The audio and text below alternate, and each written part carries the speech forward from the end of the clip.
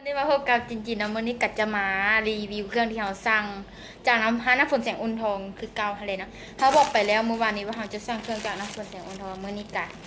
สภาพยับเยินหน่อยหนึ่งนะคือว่าฝนตกเนาะเจี๊ยมันก็เลยเปียกนี่เนาะนี่เด้อแล้วก็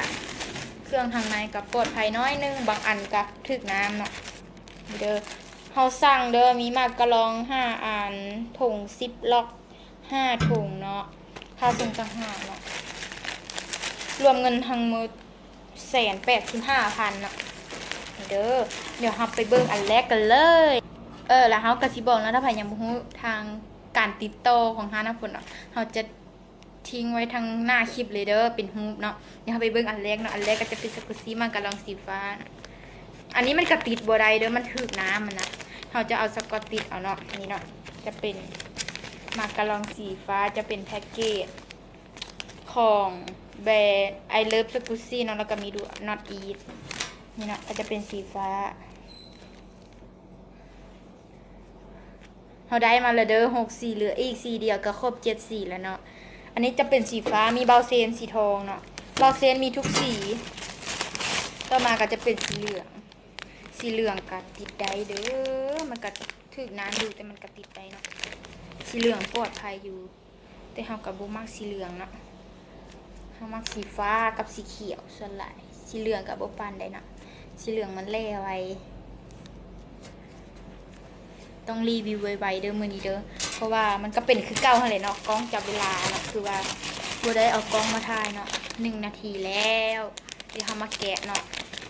แพ็กเกจบ่อธิบายก็ได้เด้อเพราะว่าเป็นคือเก่าเบิดเนาะสีเขียวอันนี้กินใบเตยบัดละกินใบเตยอันนี้กินหอมเนยเนาะอันนี้กินแบบชาเขียวอันนี้เบาเซนเด้อต่อมาก็จะเป็นสีช็อกโกแลตเนาะมีแพ็กเกจคือเก่าเบาเซนคือเก่าเด้ออันนี้กินช็อกโกแลตเนาะอันนี้สีช็อกเด้อสีช็อกโกแลตเด้อว่าแม่สีช็อก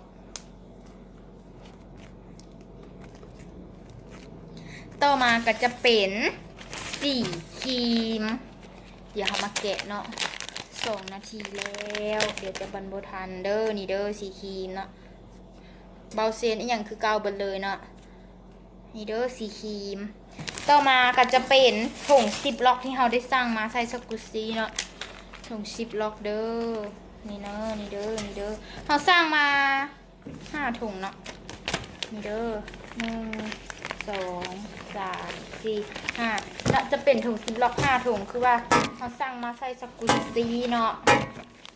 สั่งมาใส่สกุซี่อันใหญ่เนาะล่ะเฮาก็มีสกุซี่นี่เนาะเฮาก็จะเก็บแม่เป็นคอลเลคชันเด้อนี่เด้อก็จะเป็นสกุซี่ที่เฮาสั่งจากน้ำฝนแสงอุทนมาเนาะนี่เนาะมี5 สีเนาะนี่เด้อแล้วก็จะมีถุง10 ล็อกคลิปนี้ต้องขอตัวลาไปก่อนเด้อบ๊ายบายอย่าลืมกดไลค์กดแชร์กด